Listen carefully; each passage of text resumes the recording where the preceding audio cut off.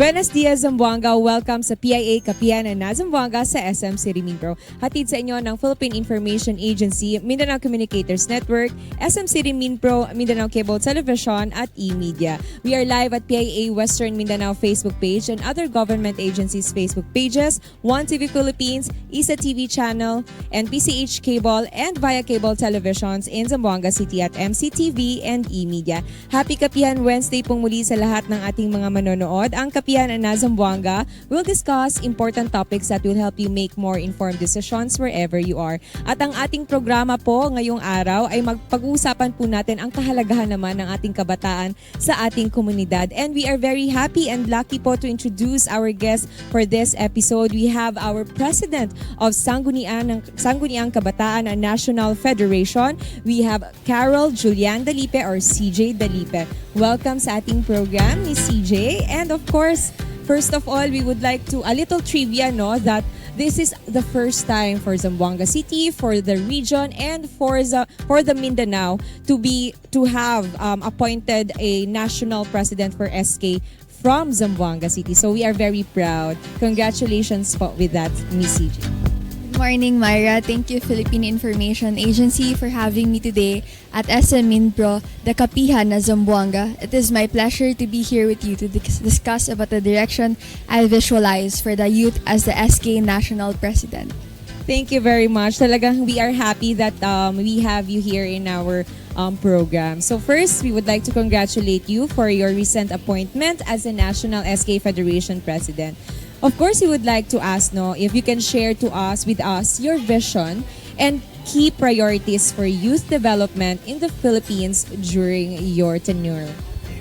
As the SK National President, I have always believed that leaders should always pave the way for young people to be engaged, heard, and recognized. This is why in our time, my vision is to continue bridging the gap amongst the youth and the agencies where they can form part in shaping a future that they can also contribute and benefit.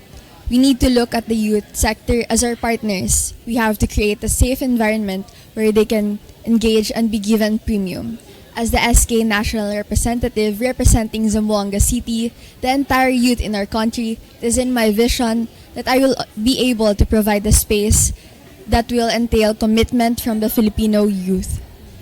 It's very good to hear that we have this vision from you as a national president. Especially we are highlighting the youth in the entire Philippines. At talaga namang bibidahin natin yung ating mga kabataan sa vision po at sa mga programs that nakalaan at inihanda po ng ating national SK president. So what specific programs naman ni CJ yung ating or initiatives do you plan to implement to address the needs and concerns of young people specifically here in Zamboanga City?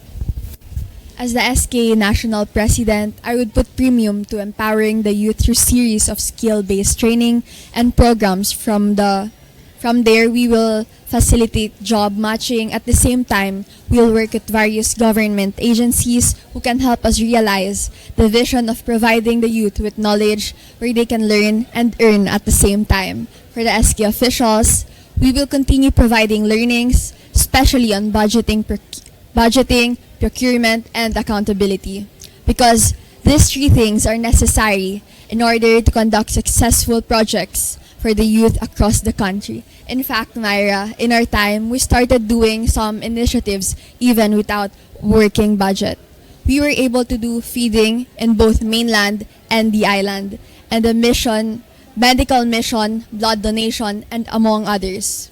Kaya humihingi ako ng pangunawa sa mga kabataan dahil sa RA 11786 amended from the RA 10742, kinakailangan ng mga appointed SK treasurers mag-undergo ng additional training for TESDA, NC3, bookkeeping, aside sa mandatory training kasama ang appointed SK secretary.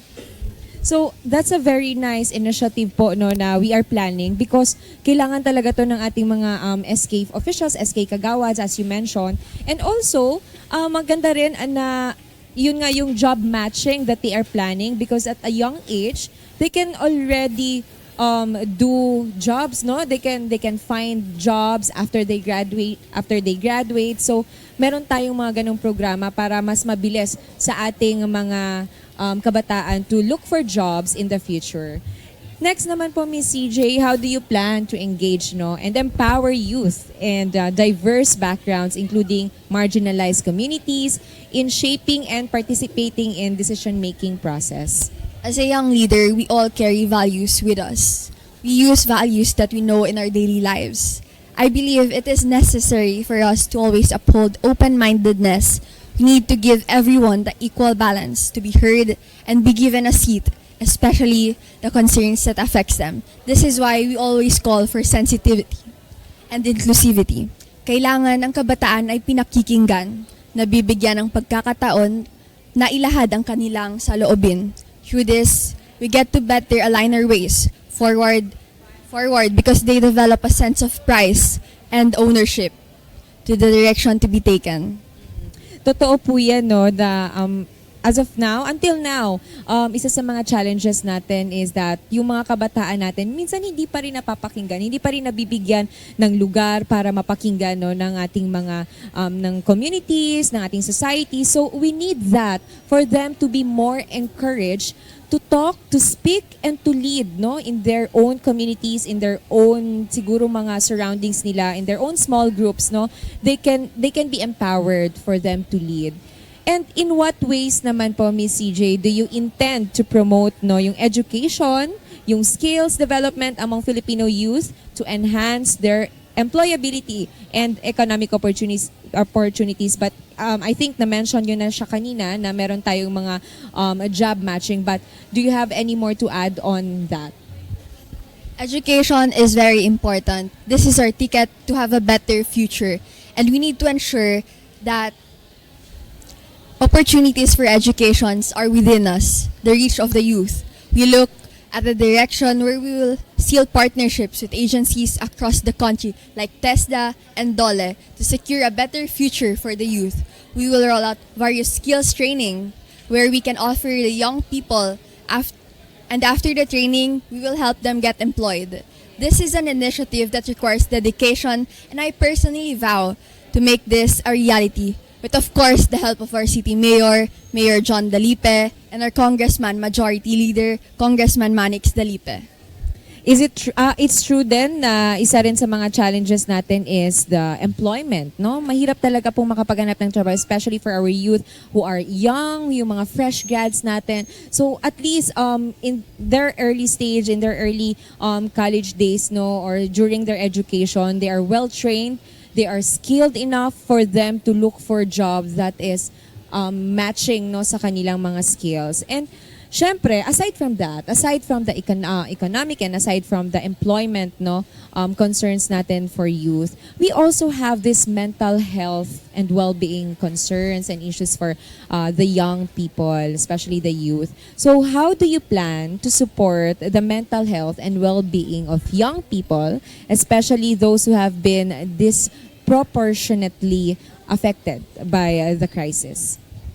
Realizing that mental health remains a concern to the young people nowadays, as SK National Representative, I envision a more positive outlook to the encouragement of being honest to your feelings. Naniniwala ako that it always starts within us to recognize what we feel.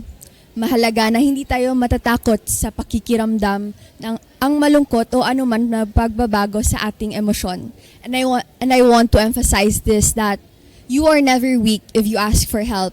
You are even stronger if you recognize to do so. Kaya through the National Youth Commission, where I serve as a commissioner, I will push for a mental health friendly activities and events where sensitivity is observed. That's a very nice initiative also for the youth and the National Youth Commission, no? And syempre, that's why we have our SK officials in our barangay level so that also the youth, the young ones, can attract to them. Pwede nilang bisitahin and they can ask for guidance. Meron po tayong mga representative in different local government units natin who can guide you. And of course, our role model natin is the National Federation President is here, no? Here in Zamboanga City. We are very lucky. So we have these programs and services that for you, for the youth na pwede nilang mabigyan ng support yung ating mga kabataan in terms of our mental health and well-being.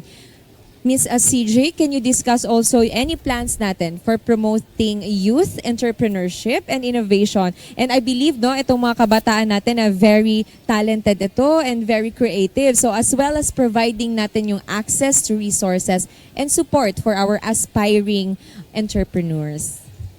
This is actually interesting. If you look at the trend now, a lot of successful business entrepreneurships are coming from a young age. And I think it sprouts from the fact that this current generation is brave. Most are ready to break the norm to achieve what they want in their mind. Hindi na takot ang kabataan na ipakita ang kanilang kakayahan. Kaya what we can do is to show a strong support to this. We will continue collaborating with organizations that provides opportunities for the youth. Kaya mahalaga that we participate and capacitate them, help them get connected, and get necessary knowledge on this matter. Yes, that's very true. Kasi actually na-mention nga ni Miss CJ that at a young age, marami na tayong mga business entrepreneurs and even students, natututo na sila during their college days, during their school, in their school, natututo na sila sa entrepreneurship, sa small business. So it's nice that we continue to encourage them with that kasi na-empower din natin yung ating mga youth to become young entrepreneurs in the future. And syempre, we thank the SK Federation for that, that they have that kind of supports. And I believe other government agencies natin can also help these young people for them to be guided throughout their entrepreneurship journey. How do you plan naman po, Ms. CJ, to collaborate with other government agencies, like I mentioned po, non-profit organizations and private sectors, partners to amplify the impact of youth development initiatives? It is really crucial to find the right partners, especially if it's the young one who triggered the initiative. But we are very fortunate to have a strong network who believes in our vision. We have rolled out several projects, and most of which are partnerships. And I think the reason why it was successful is simply because we lobby facts and figures, and we keep our purpose clear and direct. We always try to go for activities that will always have a wider scope in terms of impact. And so far, we are doing well. A lot of non-government organizations, local, regional, and national agencies kept their lines open, and we are grateful for the trust because it helps us to keep the ball rolling. We are very lucky that the local government unit of Zamboanga City nga is very supportive din sa ating youth sector, sa ating mga SK Federation. So the local government unit of Zamboanga City, headed by of course Mayor John M. Dalipe, is very supportive din sa ating mga kabataan. So we have these programs, and gaya nga ng nabanggit na ni Ms. CJ, it's important really to collaborate with other government agencies, NGOs, para naman ay mas malaki, mas marami tayong matulungan, maabutan ng services sa ating mga youth community. What strategies po do you think, do you have in mind, Ms. CJ, to encourage our youth participation in civic engagement, volunteerism, and syempre sa ating mga community service activities? Engaging the youth to be active, to be present, and to be participate is really challenging, especially now that most of the young people are now vocal with what they want, diba? That is why in our case, you always try to balance in terms of approach. We need to be purposive and sensitive to what will trigger interest and commitment from them. The outcome of the activities will always be the indicator of our success. Kaya mahalaga that we can, when they go home, they carry what they have learned, and most importantly, we try to be creative. It is innate for young people to go for what is on the craze or the trend for them to be engaging. That's very true. Tama po yung sinabi ni Miss CJ that yung mga kabataan ngayon very vocal. And actually, it is advantage rin dahil that only means na ang ating mga kabataan ay talagang empowered and hindi talaga sila magpapatalo dahil gusto nila they are being heard, and which is good para naman din alam ng ating community, alam ng ating local government units na ano yung mga hinaing at yung mga kailangan ng ating youth, especially nga. Ako naniniwala talaga ako sa kasabihan na ang kabataan ng pag-asa ng bayan. Kaya binibigyan talaga natin ng halaga ang ating mga kabataan. While they are young, we give all the support that they need para matulungan din tayo. No? They are our future generation. So sila po yung magiging future leaders din natin. How do you plan to address issues naman? Of course, meron din tayong mga issues on such as substance abuse, juvenile delinquency, and violence among young people. How will you promote positive youth behavior and values? You mentioned kanina na meron tayong mga vocal na yung mga youth, but syempre gusto din natin mabigyan sila na positive din yung kanilang behavior and values. This is a very serious matter as reports are showing that young people remains vulnerable in terms of substance abuse, juvenile delinquency, and violence. This is why we have to pave the way for them to have a table where everyone is granted a seat. We do not need to seclude, but instead we have to include everybody in the process, in the planning, and in the implementing of what we want to achieve. My call is simple. We need to face the reality and address the concerns correctly. Kailangan na tayo na mismo ang handang harapin ang katotohanan na nangyayari ito. As SK National President, we will continue to tie up with various agencies who can help those who fell victims of this act.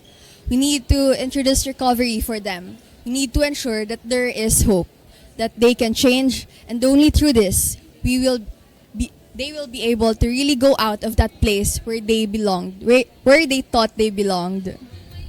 Totoo po na habang yung mga kabataan, we are happy na yung mga kabataan natin is vocal, but of course we want to maintain a good value. Gusto natin mabigyan sila ng tamang behavior din, no? Tamang education in terms of behavior and values. So we want to educate them well. Kaya nga andito yung ating mga SK officials for you to be guided, especially sa ating mga down to the grassroots, down to the community level natin.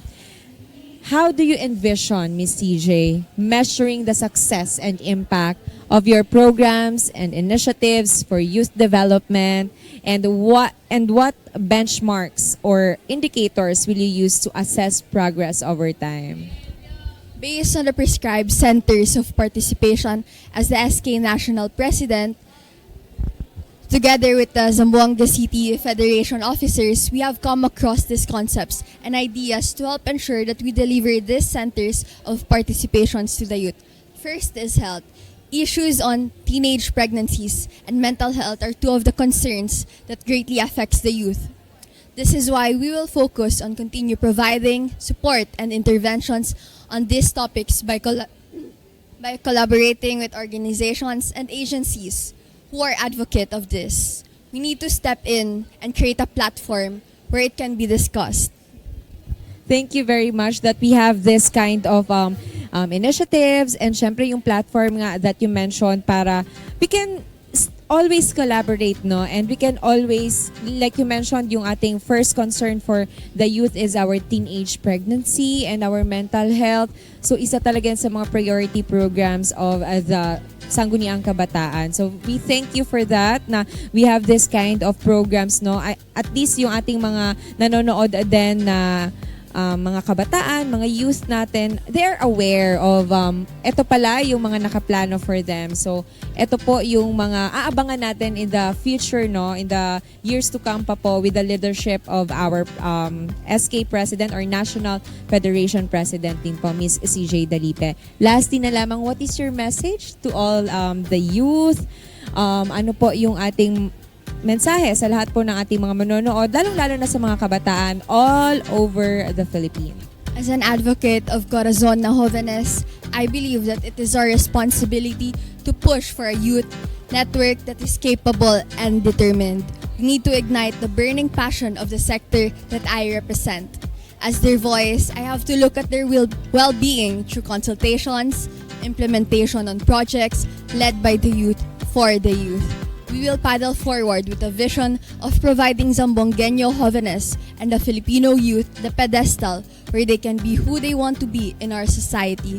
Este si Cj Dalipe, your SK National President. And I say that by working together, we are stronger and we'll succeed.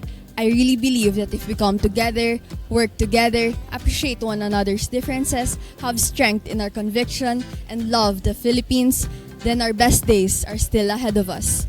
Tayo ang gagawa ng pagbabago, kabataan para sa kabataan. Let us come as one Filipino in the hopes of creating sustainable projects and programs led by the youth for the youth. Muchas gracias y Diyos te bendiga. Thank you very much po, Miss CJ. We are very happy, no? Nakikita naman po natin kung gaano ka-active, gaano ka-inspiring yung ating leader, no, sa ating mga kabataan. Talagang maswerte nga naman yung ating mga youth dito sa buong Pilipinas because they have this leadership and they have these plans ahead of them. Kaya nagpapasalamat tayo sa administrasyon para po sa mga inihahanda nilang programa and services. Lahat po yan ay para po sa lahat ng ating mga kabataan. Once again, we would like to thank our very special guests for today's episode. At yun nga, first appearance po ito. Kaya we are very happy na napaunlakan po kami ng ating president po ng SK National Federation na napaunlakan kami ngayon sa ating programa. Thank you very much, Miss CJ. Thank you. And with that, we would like to thank once again our guest for today, the President of Sangguniang Kabataan National Federation and of course the Commissioner then ng National Youth Commission. We have Honorable Cj Dalipe. Thank you very much for your time. And with that, maraming salamat din sa lahat ng ating mga viewers ngayon sa ating programa. And we would like to thank, of course, the following sponsors. We have a Dunkin, Blanca Kalintika, Estetica Zamboanga, Karimadon, and Camiseta and Penguin, all available here at SM City Mindpro. With that, nagpapasalamat po kami sa ngalan po ng Philippine Information Agency Director General Jose Torres and Regional Director Ms. Noemi Edaga. Ito si Myra Espinosa at magkita-kita tayo sa mga susunod pang episodes ng Kapihan na Zamboanga. Muchísimas gracias.